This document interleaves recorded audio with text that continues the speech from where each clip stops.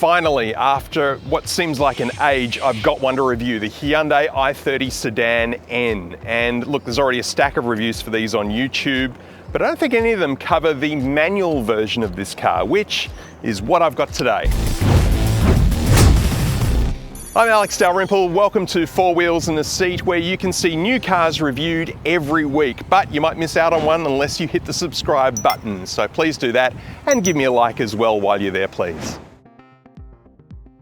The Hyundai i30 is the best-selling small car in Australia, but Hyundai do tip the scales slightly in their favour by rebadging this car, which is called an Elantra in the rest of the world, as an i30. And as you can see, it shares nothing almost with the i30 hatchback, both inside or out, but it does have the same powertrain. And in this slightly larger car, it actually works really, really well. I really like the look of this car, and for the N, Hyundai have lowered it even further. As you can see, it sits really low to the ground, and we've got lots of nice geometric shapes here with the big wide open grille. It's a little bit plasticky, admittedly. In a dream fantasy world, it would all be carbon fiber, but that's okay, it looks really good. The light clusters here that are pulled back, and we've got a nice red stripe at the front down the bottom here that actually wraps its way around the whole car. It's a really aggressive, angry look. The first thing I noticed about the side view of this car were the big 19-inch alloy wheels. They look really good with a nice matte finish and red brake calipers underneath to provide a bit of contrast, and that matches well with the red striping continuing along the side here with the N badge. And you can see in profile here how this is no typical sedan. It's more of a coupe shape here with the nice piano black highlights here providing a bit of contrast with this grey finish. The back of the i30 Sedan N looks just as good as the front. We've got a functional piano black spoiler up here, which provides a bit of extra downforce when you're out on the track. We've got this LED strip that joins the two light clusters together, probably one of my favorite features of the outside of this car. Diffuser down the bottom there, two big exhausts that make a really nice noise. And this is the sports car that's a bit practical too, with a 464-litre storage space under the boot lid. And you can knock down the rear seats, but there is a bit of extra structural bracing there which you'd have to maneuver around. But still, this is quite a practical car for the track. Under the bonnet, we've got the same powertrain as the i30N hatchback, which is a 4-cylinder 2-litre turbo that outputs 206 kilowatts of power and 392 Newton meters of torque, 0 to 100 in around about 5.5 seconds. Combined fuel economy comes in at 8.2 litres per 100 Ks on a combined cycle, which is not what I've been getting this week because the noise is just so nice. All of that power gets driven through a 6-speed manual transmission and delivers power to the front wheels only. Inside, and the i30 Sedan N has a completely different interior to the hatchback version because it's really an Elantra, but it is a really nice design. It's a little bit harsh and scratchy and plasticky in some places, but look, you know, luxury isn't really the point of this car anyway. Center console screen, 10.25 inches, runs the normal Hyundai Kia software. However, it does have an additional N mode, which displays a hell of a lot more car information here in the center screen than you'll find anywhere else. So we've got throttle information, oil temp, engine temp, there's a lap timer. You can choose a track to race on. If you're out at the track one day, you can actually use GPS positioning to get exact lap times. Flick over to the customization screen here. You can change the sensitivity of the engine, the steering, the suspension, the transmission, the electronic stability control, the exhaust sound. There's even launch control and G-force information on here as well. This is one of the best systems I've seen on any car. We also get all the normal car stuff you'd expect to find in this system. So we've got native navigation, digital radio, there's wired Apple CarPlay and Android Auto, and sound system has 8 speakers. It's made by Bose and sounds really good.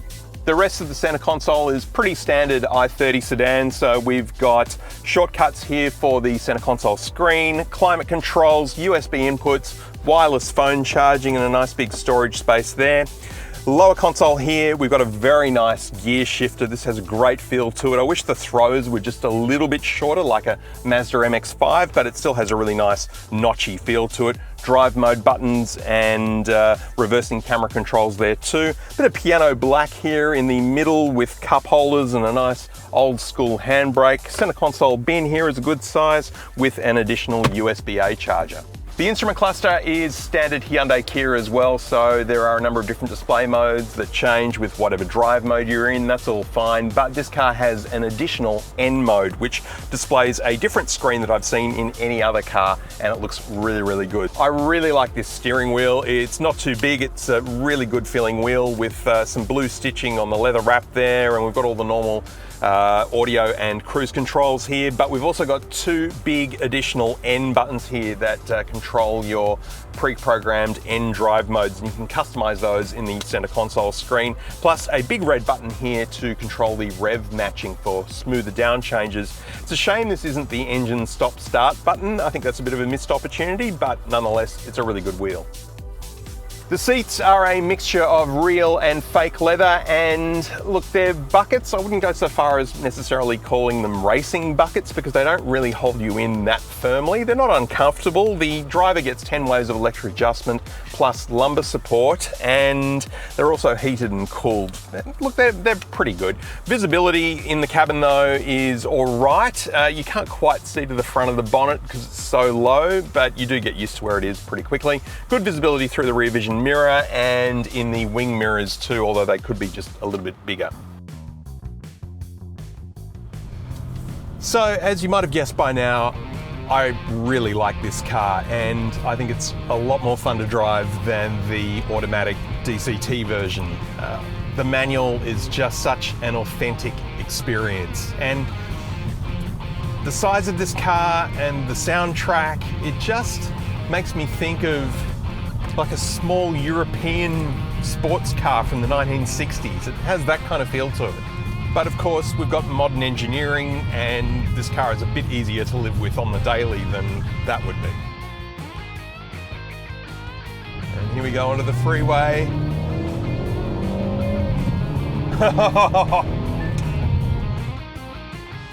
The manual transmission on this car is perhaps not the most forgiving. In fact, I think it's actually less forgiving in the sedan than it is in the hatchback, and it's a little bit easy to stall this car, especially when you first get into it. Usually when you're pulling off from the lights in first gear and there's a whole bunch of cars behind you, that's when you're most likely to do it, I find.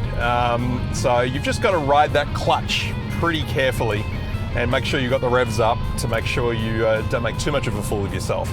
But once you get going, it feels really good, and there's a certain amount of notchiness with this gear shifter. It's not the shortest throw, it's not sort of Mazda MX-5 short, but it has a really nice feel to it. So because this is not my car and I'm not paying for the petrol this week, I've pretty much just kept it in N mode the entire time because why not? You can drive in Eco, Sport and Normal in any other car. I'm not going to do it in a Hyundai N car. I mean, it kind of defeats the purpose of having it. But N mode does make a big difference. And all up, I do think that the experience of driving this car is actually more fun than the WRX. I think the engine in this car is actually a little quieter than the hatchback version. I remember when I put that car into N mode, you'd get this droning noise through the cabin, especially when you're on the freeway. If you were sitting at 110 for a long period of time, you just hear, and it would actually become a bit exhausting. That doesn't really happen here so much. You hear the noise when you want to hear it. It's not there all the time, which makes this a bit easier to live with. But there is a bit of road noise. I am getting a bit of noise through the cabin. You can't have it all, I guess. And the suspension, even in its softer setting, is still pretty firm. But it's not back-breakingly firm like the Renault Megane RS, for example, which will pretty much almost put you in hospital every time you go over a speed hump. That's not happening here. This car is front-wheel drive. I would be curious to see what an all-wheel drive or rear-wheel drive version of it would be like. I mean, that would pump up the cost a little bit. That noise. 0 to 100 in the i30 N Sedan is officially 5.5 seconds, so let's see what that's like.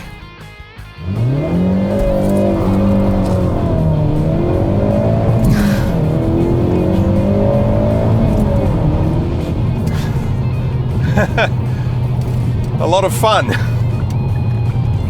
and quite noisy. Safety gear, you've got pretty much everything you'd expect to find. So there's forward collision alert, lane departure warning, blind spot monitors on the wing mirrors, and there's a couple of little bits of kit missing, but again, they would probably pump up the price if they were installed. And you know, this car really is designed for the track. Look, if you're not planning on going to the track, the i30 N line sedan is a really good car. It's cheaper and it does almost everything this car can do. But if you get one of these, you have to take it to the track. It should be the law. It should be against the law to not take it to the track. It just corners so well. It is so flat. This is so much fun. The Hyundai i30 Sedan N is about the most fun you can have on four wheels for under $55,000. It is a really good car and it's great value. And you know what? I think I might have just found my new favorite car.